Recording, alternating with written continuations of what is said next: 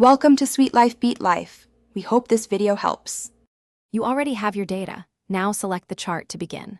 Once selected, open the Chart Design tab and choose Change Chart Type. This sets the overall visualization and impacts readability. Make sure your series are assigned correctly in the dialog because chart type alters axes and markers.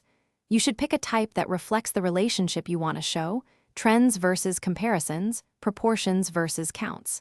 Starting here saves time later, so change the base chart first, then move to element-level tweaks.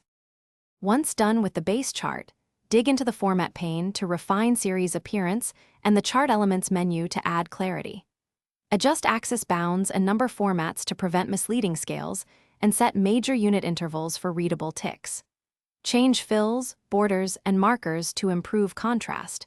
Use a secondary axis or change a series chart type if scales differ. Also apply a built-in chart style or a custom color palette to keep visual consistency across slides or reports.